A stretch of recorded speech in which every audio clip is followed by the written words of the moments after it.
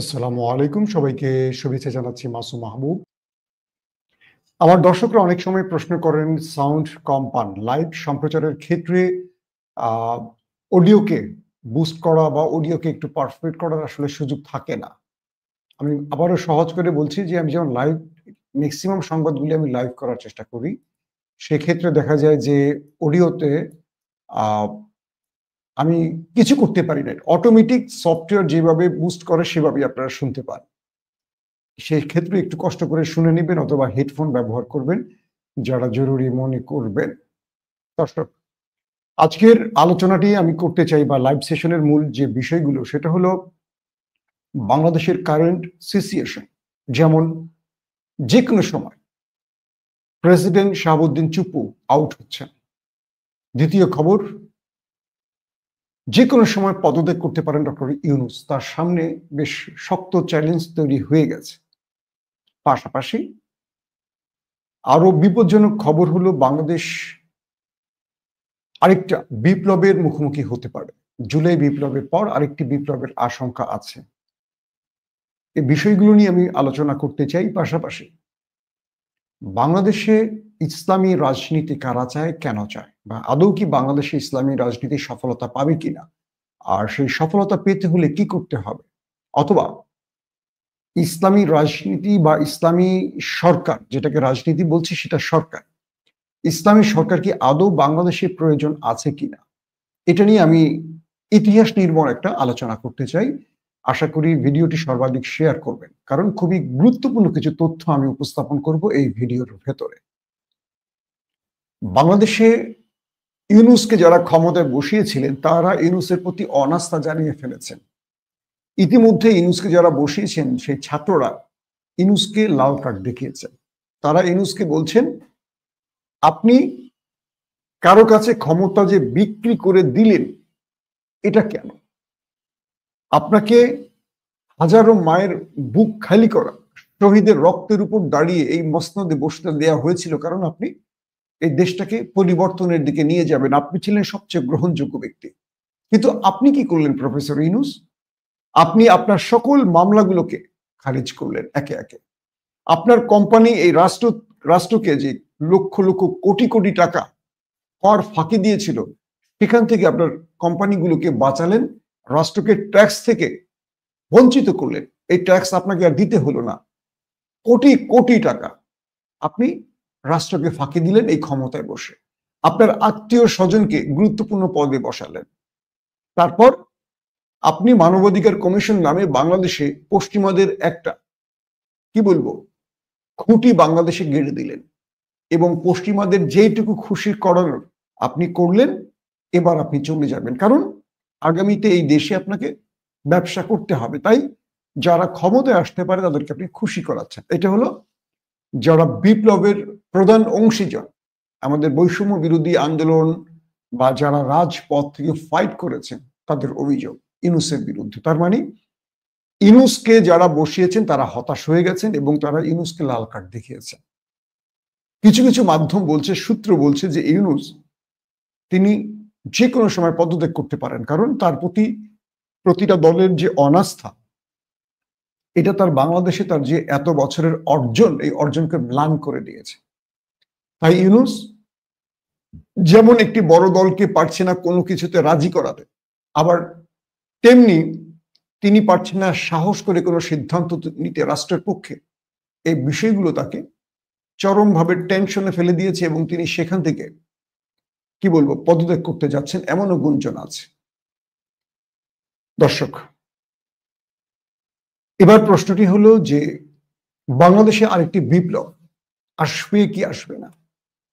জুলাই বিপ্লব যারা ঘটিয়েছিলেন প্রথমে তাদেরকে আমরা গোনাই ধরিনি, কি করবে, এরকম তো বাংলাদেশে বহু কিছু হয়েছে, কি আর হবে। শেষ পর্যন্ত দেখলাম তারাই হাসিনাকে তাড়ালো, যেটা বাংলাদেশের প্রধান প্রধান রাজনৈতিক দলগুলো পারেনি 16 বছরে। তার মানে তাদের মধ্যে এমন কিছু ছিল যে তারা পেরেছে। তো তারাই আবার আরেকটা বিপ্লবের হুমকি দিচ্ছে এই দেশকে। তার মানে তারা বলছে যে আমরা যে কারণে জুলাই বিপ্লব ঘটিয়েছি তার একটি কারণ নির্বাচন নয়, তার অজস্র কারণ ছিল। আর যারা জীবন দিয়ে এই দেশকে স্বাধীন করেছে তারা বিচার পায়নি। এবং এই পুরনো বন্দোবস্তের বিরুদ্ধে আমাদের যে সংস্কার, তাও হয়নি। অর্থাৎ ইউনূসকে দিয়ে আমরা একটি কাজও সফলভাবে করাতে পারিনি। তাহলে আমাদের এই আন্দোলন, এই রক্ত দেওয়া, এই জীবন দেওয়ার অর্থ কি? তার মানে তারা আবারও তাদের সমর্থিত অংশীজনকে নিয়ে একটা বিপ্লবের চিন্তা করছে। সেটা হাসিনার মতো হবে না ভিন্ন প্রেক্ষাপট, ভিন্ন আদলে হবে, সেটা হয়তো সময় বলে দেবে। কিন্তু আরেকটা বিপ্লবের প্রস্তুতি চলছে। এই বিপ্লব কোন দিকে নিবে দেশকে, সেটা হয়তো আমরা সময়ের আলোকে বুঝতে পারব। দর্শক, আমার আজকের আলোচনার প্রধান ইস্যু সেটি হলো বাংলাদেশে ইসলামী শাসন ব্যবস্থা। আমাকে কমেন্ট করবেন আজকে আপনারা কে কে বাংলাদেশে ইসলামী শাসন ব্যবস্থা চান, নাকি প্রগতিশীল বা আমরা যে ধারাবাহিকতা আছে গণতান্ত্রিক বা মানুষ মতবাদী যে সিস্টেমগুলোতে আমরা এখন আমাদের দেশকে দেখতে পাচ্ছি, এইভাবে কি এই দেশ থাকবে, নাকি ইসলামী শাসন ব্যবস্থা চান?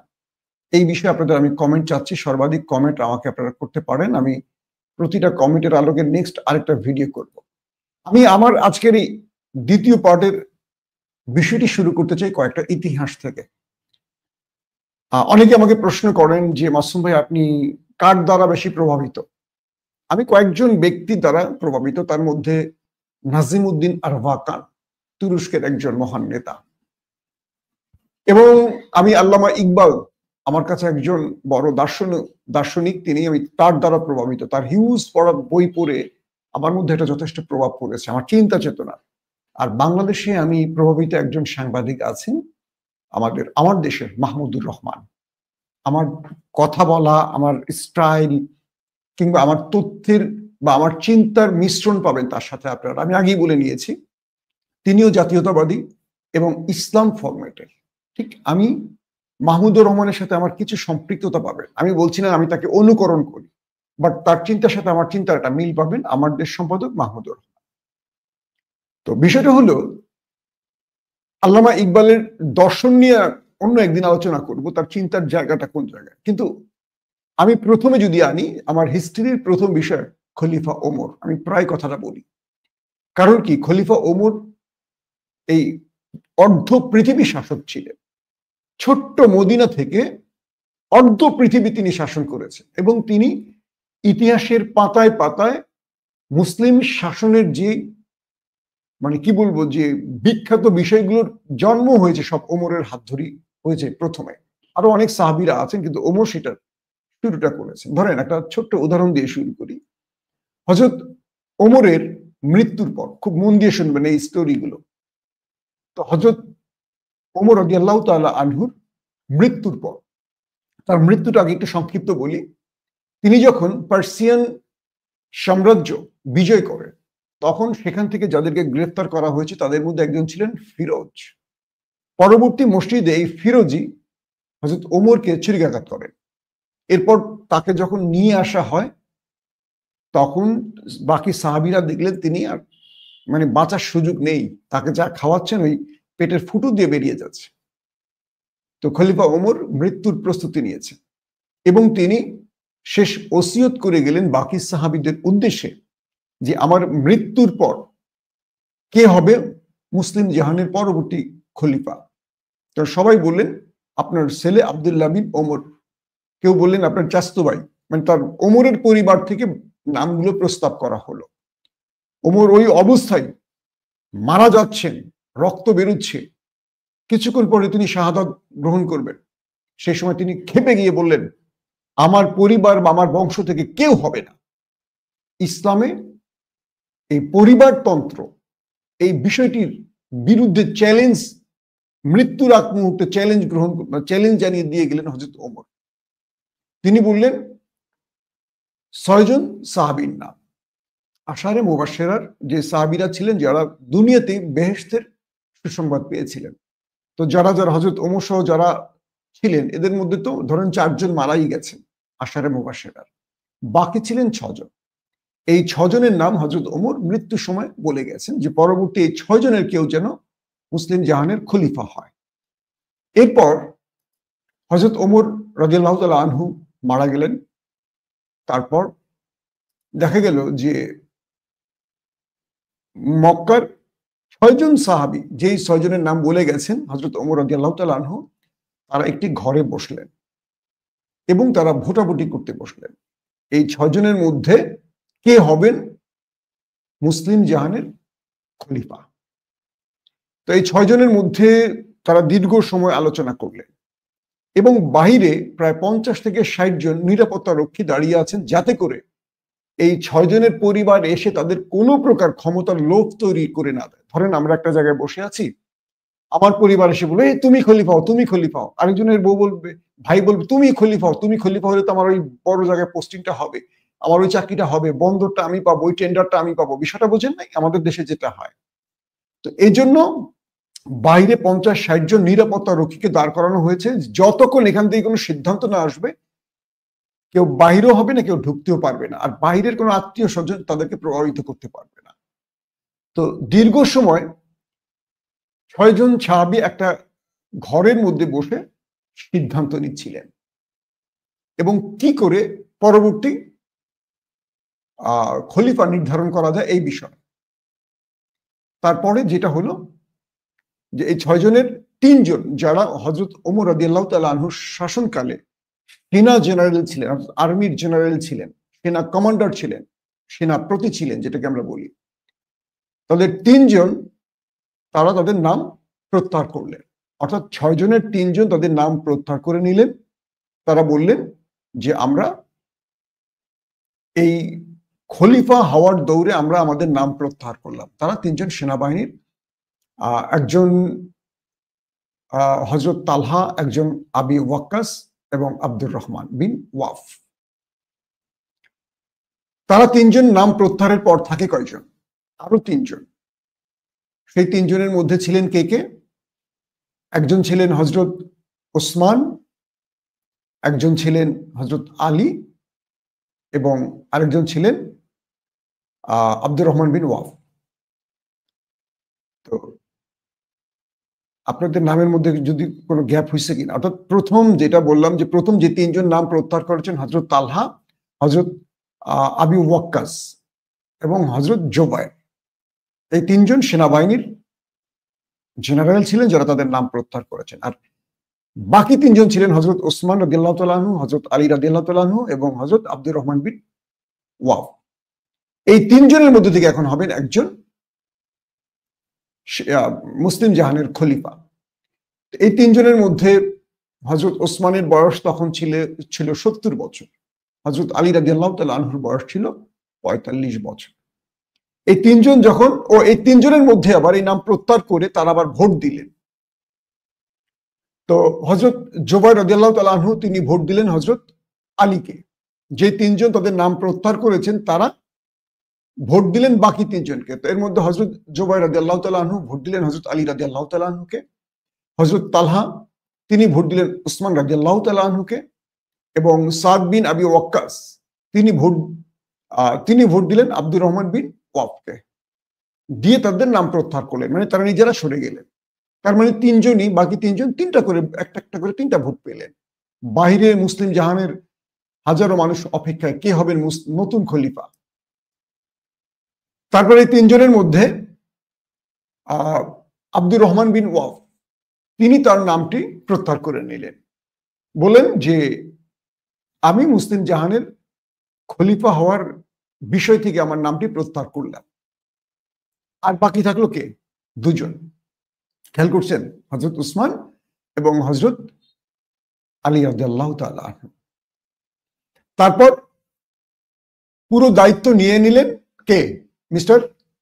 মিস্টার না, হযরত আব্দুর রহমান বিন ওয়াফ তিনি এবার দায়িত্ব নিলেন যে কিভাবে এই নির্বাচনটি এই 2 জনের মধ্যে থেকে এখন নির্ধারণ করা হবে।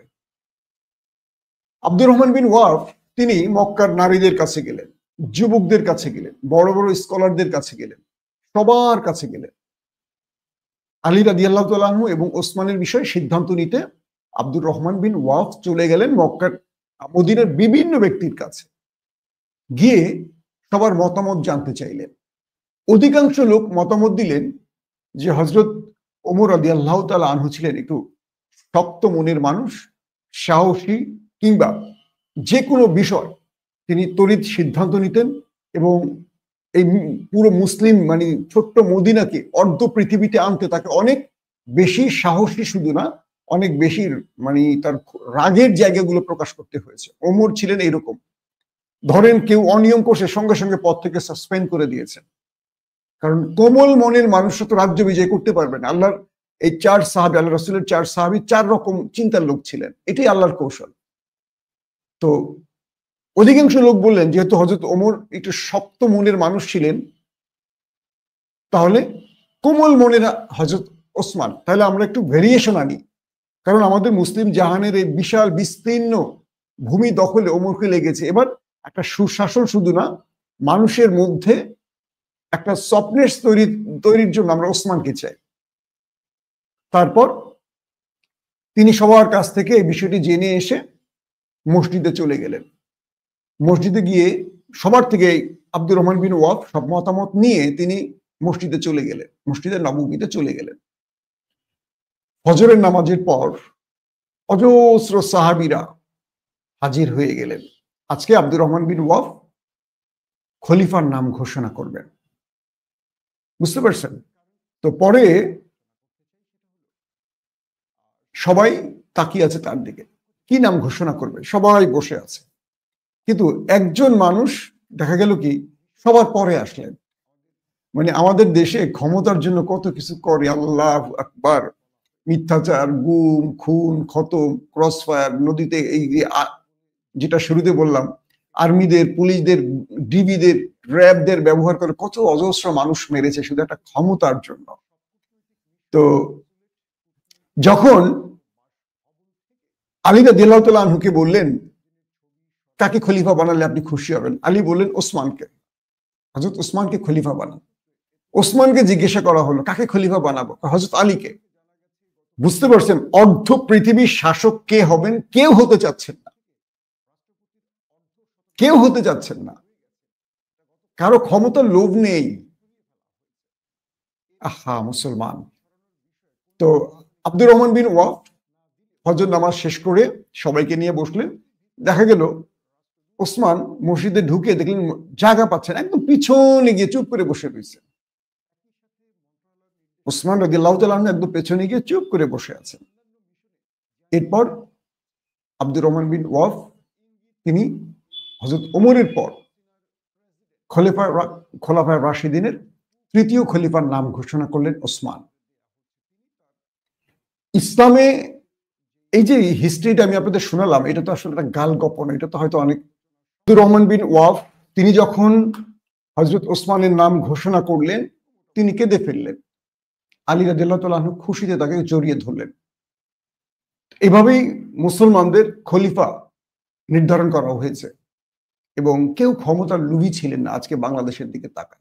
আসেন, আমি কেন এই কথাটি বললাম যে ইসলামী শাসন ব্যবস্থার কথা আমি কেন আসছি একটু আপনাদের ছোট্ট করে বলি। দেখেন, আমরা মুসলমানদের সবচেয়ে বেশি ক্ষতি করেছি যদি ইসলামের ইতিহাস দেখেন। একটু খেয়াল করে দেখেন, যখন তুরস্কের ওই অঞ্চলটায় বিশাল অঞ্চল জুড়ে খেলাফতে বসেছিলেন অটোমানরা, তখন ইরানে ছিল কারা, সাফাবিরা। বিশাল অঞ্চল জুড়ে পার্সিয়ান সাম্রাজ্য বলে। পুরো ভারতবর্ষে কারা ছিলেন, মুঘলরা। এই তিনটি মুসলিম এম্পায়ার এরা কেউ কাউকে সহ্য করতো না এবং কখনো তারা এক টেবিলে বসতে পারেনি। এই তিনটি এম্পায়ার যদি এক হয়ে যায় পুরো পৃথিবী মুসলিম শাসন ব্যবস্থা তৈরি হয়, কিন্তু এরা নিজেরা নিজেদের সাথে যুদ্ধ করেছে। ছোট্ট একটা উদাহরণ দেই, উজবেকিস্তান, সেখানে শাসক ছিলেন তৈমুরলং। দেখবেন যারা উজবেকিস্তান গেছেন সেখানে দেখবেন তার প্রচুর মূর্তি বানিয়ে রেখেছে। সে কিন্তু উজবেকিস্তানের হিরো, সে হলো হিরো তার জাতির কাছে। যখন অটোমান সাম্রাজ্য ইউরোপের বিরুদ্ধে যুদ্ধ করছে, ইউরোপের বিরুদ্ধে খলিফা সুলতান বাইজিদ ওয়ান তিনি ইউরোপে গেছেন যুদ্ধ করতে এবং ইউরোপে যুদ্ধ করে তিনি অনেক অঞ্চল প্রায় দখল করে ফেলছেন। হঠাৎ তিনি খবর পেলেন, তিনি যখন ইউরোপে যুদ্ধ করছেন তিনি খবর পেলেন তার আরেক মুসলিম বন্ধু উজবেকিস্তানের তৈমুরলং অটোমান সাম্রাজ্যে গিয়ে আঘাত করেছে। তখন সেই ইউরোপের যুদ্ধ বন্ধ করে বাইজিদ ওয়ান চলে এলেন তৈমুর লঙ্কে ঠেকাতে। তো তিনি সেখানে যুদ্ধ করেছেন দীর্ঘদিন, ক্লান্ত হয়ে গেছেন। ইউরোপ তো ছোট্ট না। এরপর তিনি যখন আসলেন, এসে তৈমুর লঙ্গের মুখোমুখি হলেন, তার পুরো সেনাবাহিনী যুদ্ধ থেকে ছুটে আসতে তার দেশ রক্ষা করতে ধরেন। ক্লান্ত শ্রান্ত তারা তৈমুর লঙ্গের কাছে পরাজিত হয়ে গেলেন। এরপর অটোমান এম্পায়ারের এই সুলতান বাইজিদ ওয়ানকে গ্রেফতার করে তৈমুর লং। জানা গেছে সে জেলেই মারা গেছে। দেখেন, যখন স্পেন, এই স্পেনটা আমাদের 800 বছর মুসলমানদের দখলে ছিল। এটা উমাইয়া বনু উমাইয়া স্পেনে শাসন ব্যবস্থা চালু করেছিলেন। স্পেনটাকে ইউরোপের সবচেয়ে কি বলবো গর্বিত জায়গা বলে স্পেন। সেই স্পেনটা মুসলমানদের দখলে ছিল। স্পেনের দুই পাশে ছিল দুইটা খ্রিস্টান রাষ্ট্র, ইসাবেলা আর ফার্নান্দেস। এরা মুসলমানদের সাম্রাজ্য দখলের জন্য এরা কিন্তু দুইটা শত্রু রাষ্ট্র ছিল। ইসাবেলা একটা রাজ্যে মানে একটা রাষ্ট্রের বা একটা খ্রিস্টান রাষ্ট্রের প্রধান, ফার্নান্দেস ছিলেন একটা রাষ্ট্রের প্রধান। এরা ছিল শত্রু, এরা সবসময় যুদ্ধ করত। কিন্তু মাঝখানে ছিল স্পেনের যে মুসলিম শাসন, মানে মুসলমান রাষ্ট্রটি স্পেন, সেটা ছিল মাঝখানে। যখন তারা দেখলেন যে মুসলমানরা ক্রমান্বয়ে ইউরোপ বিজয় করছে, তখন এই দুই খ্রিস্টানরা তারা শত্রুতা ভুলে তারা কি করলো, ফার্নান্দেস ইসাবেলাকে বিয়ে করলেন। কেন? তারা এক হবেন মুসলিমকে ধ্বংস করতে, এবং তাই করলেন তারা। 800 বছর পর মুসলমানরা স্পেন হারালো। চিন্তা করতে পারেন, আমরা মুসলমানরা ঐক্যবদ্ধ হই না, ওরা আমাদের বিরুদ্ধে ঐক্যবদ্ধ হয় আমাদের ধ্বংস করতে। আসেন এবার মূল আলোচনা। আমি হযরত ওমরকে দিয়ে এই কথাটি কেন বললাম? বাংলাদেশের রাষ্ট্রীয় ক্ষমতা কে বসবে, এটা কি আসলে জনগণ ঠিক করে, নাকি ওপার থেকে ঠিক করে, নাকি আমেরিকা ঠিক করে, নাকি আমাদের এলিটরা ঠিক করে, নাকি আমাদের এস্টাবলিশমেন্ট ঠিক করে? আসলে এস্টাবলিশমেন্ট ওপার আমেরিকা ঠিক করে, আমাদের জনগণের ভোটে কিছু যায় আসে না। কারণ জনগণের ভোটের উপর নির্ধারিত হলে জনগণের জন্য এই রাষ্ট্রের মানুষরা কিছু করতো, মানে রাষ্ট্রের কর্তারা কিছু করতো। 54 বছরে এই দেশের জনগণ আসলে যা কিছু পেয়েছে নিজের অর্জনে, এই রাষ্ট্র কিছু দেয় নাই। আপনি একটা বাড়ি করবেন, কত টাকা ট্যাক্স দিবেন, কত কিছু দিবেন, আপনাকে কি দিবে? চিকিৎসা? আপনাকে কোনো ভালো স্কুলে পড়ার সুযোগ আছে সেরকম? মোটা অঙ্কের টাকা খরচ ছাড়া ভালো চিকিৎসা আছে? কোনটা আপনাকে রাষ্ট্র দেয়? দেয় না। কিন্তু আপনার থেকে ট্যাক্স নিচ্ছে নিচ্ছে নিচ্ছে, ধাপে ধাপে নিচ্ছে। একটা ব্যবসা করেন, 1000 রকম ট্যাক্স দিতে হচ্ছে সরকারকে, কিন্তু আপনার ব্যবসায়িক নিরাপত্তা সরকার দিচ্ছে না। তো বিষয়টা হলো, বাংলাদেশের 54 বছর পর নতুন করে প্রশ্ন উঠেছে, পুরনো বন্দোবস্ত না নতুন বন্দোবস্ত। এখন যদি প্রশ্ন করা হয় বাংলাদেশে ইসলামী শাসন ব্যবস্থা, অনেকেই চায়, হ্যাঁ অনেকে চায়। ওয়াজ শুনবে, রাত ভর ওয়াজ শুনবে, কিন্তু ভোটটা দিবেন নৌকা মার্কায়, আওয়ামী লীগকে। যে আওয়ামী লীগ অজস্র মানুষকে খুন করছে, যে আওয়ামী লীগ আলেম ওলামাদেরকে জেলে ঢুকিয়েছে, কিন্তু দেখেন রাত ভরে ওয়াজ শুনে ভোট দেয় নৌকা মার্কায়। বাংলাদেশের এই ধর্মপ্রাণ মুসলমানদের চরিত্র হলো এইটা। রাসূল সাল্লাল্লাহু আলাইহি সাল্লামের বিরুদ্ধে কটূক্তি, রাজপথে নেমে ভাঙচুর শুরু করবে, মিছিল করবে। কিন্তু সবচেয়ে বড় জিনিস হলো রাসূল সাল্লাল্লাহু আলাইহি সাল্লামের নামে কটূক্তির চেয়ে বড় জিনিস, রাসূল সাল্লাল্লাহু আলাইহি সাল্লামের নির্দেশ ফলো করার জন্য যাদেরকে মনোনীত করতে হবে তাদের কি করে? করে না। এটা হলো আমাদের মুসলমানদের চরিত্র। আবার দেখেন, হরহামেশা আমাদের রাজনৈতিক দলগুলো বলে ইসলামের রাজনীতির সুযোগ নেই, কোরআনের রাজনীতি নেই, এটা নেই সেটা নেই। যারা জীবনে কোরআনের একটা পৃষ্ঠা উল্টে না, তারা কোরআনের তর্জমা করতেছে। এটা হলো আমাদের দেশ। এখন বাংলাদেশের সামনে ইসলামী সরকার নাকি তথাকথিত বা প্রগতির সরকার। বাংলাদেশের মানুষ নামাজ পড়বে, রোজা রাখবে, সব করবে, কিন্তু ভোটের ক্ষেত্রে ইসলামী সরকার চায় না। কেন চায় না আমি জানি না, কিন্তু ইদানিং অনেকে চায়। যদি চাইতো 54 বছর ধরে বাংলাদেশ একটা ভালো শাসক পেত।